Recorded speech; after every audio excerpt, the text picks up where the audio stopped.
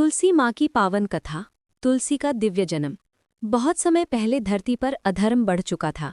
दैत्यराजों की अत्याचार से देवता और मनुष्य सब पीड़ित थे। तब भगवान विष्णु के आदेश से ब्रह्मा जी ने कहा, अब पृथ्वी पर एक दिव्य नारी का जन्म होगा जो देवताओं के उद्धार का कारण बनेगी। वो भगवान विष्णु की अर्धांगिनी बनकर संसार को पवित्र करेगी। इसी वरदान के फलस्वरूप धर्म और करुणा के मिलन से एक दिव्य कन्या का जन्म हुआ। ये कन्या कोई साधारण नहीं थी। उसके शरीर से सुगंधित पुष्पों की महक फैलती थी। उसका नाम रखा गया वृंदा। वृंदा बचपन से ही ईश्वर भक्ति में लीन रहती थी। वो तपस्विनी थी, पर उसके भीतर एक अगाध प्रेम था जो सच्चे पति और सच्चे धर्म के लिए था। जब वो यौवन में पहुंची तो सभी देवताओं ने उसकी सुंदरता की तुलना स्वर्ग की अप्सराओं से की, किंतु वृंदा के हृदय में केवल एक ही इच्छा थी, मेरा पति वही हो जो सदाचारी, वीर, धर्मप्रिय और मेरे समान एकनिष्ठ हो। ब्रह्मा जी ने कहा, वत्से, तू जलंधर नामक असुर से विवाह करेगी, वही तेरा पति होगा। जलंधर का उद्भव और विवाह। एक दिन भगवान शिव और देवी पार्वती कैलाश पर विहार कर रहे थे। तब समुद्र से उत्पन्न तेज का एक अंश बाहर निकला। वही तेज आगे चलकर जलंधर नामक असुर बना। उसका पालन पोषण स्वयं समुद्र देव ने किया। जैसे जैसे वो बड़ा हुआ, उसमें अद्भुत बल और तेज दिखाई देने लगा। जलंधर ने कठोर तप करके ब्रह्मा जी से वरदान मांगा, हे प्रभु, मेरी मृत्यु केवल उसी से हो जो मेरे समान तेजस्वी और धर्मनिष्ठ हो। ब्रह्मा जी ने वरदान दिया और कहा, तू महान होगा, परंतु तेरी मृत्यु तेरे ही कर्मों से होगी। बाद में वृंदा का विवाह उसी जलंधर से हुआ। विवाह के पश्चात वृंदा ने अपने पति को अत्यंत धर्मनिष्ठ बना दिया। वो प्रतिदिन पूजा पाठ करती, तुलसी पत्र चढ़ाती और भगवान विष्णु का स्मरण करती। वृंदा की पवित्रता और पतिव्रता से जलंधर अजेय बन गया। देवता कितनी भी सेना भेजते वो सबको परास्त कर देता। उसका तेज इतना था कि देवताओं को भी भय लगने लगा। देवताओं की चिंता। जब जलंधर ने स्वर्ग पर अधिकार करना आरंभ किया, तब इंद्र और अन्य देवता ब्रह्मा जी के पास पहुंचे। प्रभु, ये असुर तो अजेय है, किसी अस्त्र शस्त्र का उस पर असर नहीं होता, हमें बचाइए। ब्रह्मा जी बोले, जब तक उसकी पत्नी वृंदा अपनी पवित्रता में अडिग है, तब तक जलंधर को कोई नहीं मार सकता। तब देवताओं ने भगवान विष्णु से विनती की, हे नारायण, अब केवल आप ही संसार को इस संकट से मुक्त कर सकते हैं। भगवान विष्णु ने गंभीरता से कहा, मैं धर्म की रक्षा हेतु कोई उपाय निकालूंगा, किंतु मुझे ये अपराध सदा याद रहेगा। वृंदा की भक्ति और जलंधर का युद्ध। जलंधर ने एक दिन भगवान शिव को युद्ध के लिए ललकार दिया। शिवजी ने वीरतापूर्वक युद्ध किया, परंतु जलंधर की शक्ति असीम थी। हर बार जब उस पर प्रहार होता, वो अपनी पत्नी वृंदा की तपस्या से पुनः शक्तिशाली हो उठता। वृंदा अपने पति की सुरक्षा के लिए निरंतर भगवान विष्णु की आराधना करती रहती। वो कहती, हे श्रीहरि, जैसे आप लक्ष्मी जी की रक्षा करते हैं, वैसे ही मेरे पति की रक्षा कीजिए। विष्णु मुस्कुराए, पर उनका हृदय द्रवित हो गया। उन्होंने देखा कि ये नारी अपनी भक्ति से स्वयं ईश्वर को भी बाध्य कर सकती है। भगवान विष्णु का मोहिनी रूप। अंततः भगवान विष्णु ने एक योजना बनाई। उन्होंने अपना रूप जलंधर के समान बना लिया। वही रूप, वही वेश, वही गंध, और वे वृंदा के सामने जा प्रकट हुए। वृंदा ने उन्हें देखा तो हर्षित होकर उनके चरणों में गिर पड़ी।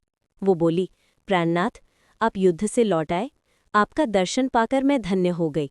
विष्णु मौन रहे, उन्होंने कुछ नहीं कहा। वृंदा ने पूजा की, आरती उतारी और पति रूपी विष्णु की सेवा में लग गई। लेकिन जैसे ही उसने उन्हें फूल चढ़ाए, उसकी तपस्या भंग हो गई। उसी क्षण जलंधर का सिर रणभूमि में कट गया, क्योंकि उसकी रक्षा का कवच यानी वृंदा की पतिव्रता टूट चुकी थी। वृंदा का श्राप।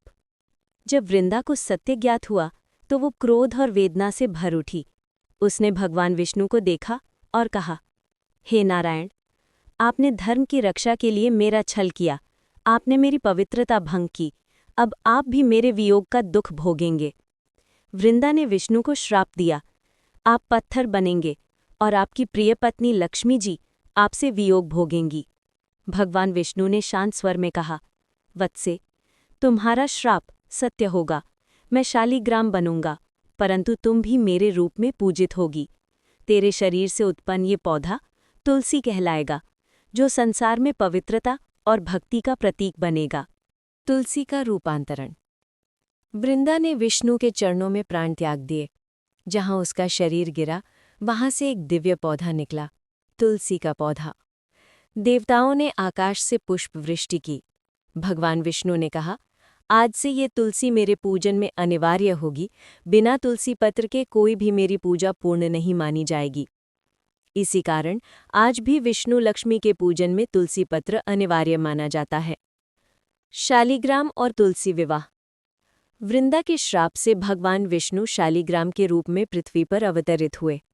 बाद में लक्ष्मी जी के आग्रह पर उन्होंने वृंदा को पुनः अपने साथ जोड़ने के लिए तुलसी विवाह की परंपरा शुरू की। कार्तिक मास की एकादशी को, विशेषकर देव उठनी एकादशी के दिन, तुलसी और शालिग्राम का विवाह होता है। ये विवाह न केवल वृंदा और विष्णु का मिलन है, बल्कि भक्ति और परमात्मा के एकत्व का प्रतीक है। लोग तुलसी विवाह के दिन अपने आंगन में मंडप सजाते हैं। तुलसी माँ को 16 श्रृंगार से सजाया जाता है और शालिग्राम जी को वर के रूप में बैठाया जाता है। फिर विवाह मंत्रों के साथ तुलसी माँ का विवाह संपन्न होता है। ये परंपरा आज भी भारत के हर घर में निभाई जाती है, क्योंकि ये वही दिन है जब भक्ति को भगवान ने अंगीकार किया था। तुलसी माँ का महत्व। तुलसी माता केवल एक पौधा नहीं, बल्कि जीवन की शुद्धि का प्रतीक है। धर्म ग्रंथों में कहा गया है, यत्र तुलसी दलम तत्र सर्वदेवताः स्थिताः, अर्थात जहाँ तुलसी होती है वहाँ सभी देवता निवास करते हैं। तुलसी का घर में होना पवित्रता, सौभाग्य और स्वास्थ्य लाता है। प्रत्येक सुबह तुलसी को जल देना, दीप जलाना और परिक्रमा करना शुभ माना गया है। कहा गया है, तुलसी के बिना विष्णु की पूजा अधूरी है और तुलसी को बिना श्रद्धा के छूना भी पाप समान है। तुलसी माँ के उपदेश। तुलसी माँ का जीवन हमें ये सिखाता है, 1. भक्ति में बल होता है। वृंदा की भक्ति ने असुर को अजेय बना दिया था। 2. पवित्रता में शक्ति होती है। पतिव्रता धर्म ने देवताओं को भय से मुक्त किया। 3. सत्य और धर्म की विजय होती है। अंततः अधर्म चाहे कितना भी शक्तिशाली क्यों न हो, सत्य की जीत होती है। 4. क्षमा और करुणा का भाव। वृंदा ने अंत में विष्णु से रुष्ट होने के बाद भी उन्हीं के चरणों में स्थान पाया। तुलसी पूजा विधि और फल। पूजा विधि। प्रातः स्नान के बाद तुलसी के समीप दीपक जलाएं। जल, फूल, अक्षत और चंदन अर्पित करें। तुलसी स्तोत्र या तुलसी स्तुति का पाठ करें। शालिग्राम या भगवान विष्णु को तुलसी पत्र चढ़ाएं। फल। तुलसी की पूजा से पाप नष्ट होते हैं। घर में सुख, समृद्धि और शांति का वास होता है। तुलसी का दर्शन भी अमोघ फल देने वाला है। तुलसी माँ का आशीर्वाद। जब तुलसी माँ की आराधना पूर्ण होती है तो वे अपने भक्तों को आशीर्वाद देती हैं। जिस घर में मेरा वास है वहाँ दरिद्रता नहीं ठहरती। जो मेरा पूजन करता है वह विष्णु लोक को प्राप्त करता है। कहा गया है कि जो कार्तिक मास में तुलसी माँ की सेवा करता है उसे 7 जन्मों के पापों से मुक्ति मिलती है। समापन। तुलसी का दिव्य संदेश। तुलसी माँ की कथा केवल भक्ति की कहानी नहीं, बल्कि ये जीवन का दर्शन है। ये हमें बताती है कि भक्ति से बड़ा कोई बल नहीं, स्त्री की पवित्रता ही घर की रक्षा है। ईश्वर भी उस हृदय में बसते हैं जहाँ श्रद्धा और प्रेम है। आज भी जब कोई तुलसी को जल देता है, दीप जलाता है या तुलसी विवाह करता है, तो वह उसी वृंदा की आत्मा को नमन करता है जिसने धर्म के लिए स्वयं को समर्पित कर दिया। जय तुलसी माँ की। हरि बिना तुलसी व्यर्थ, तुलसी बिना हरि।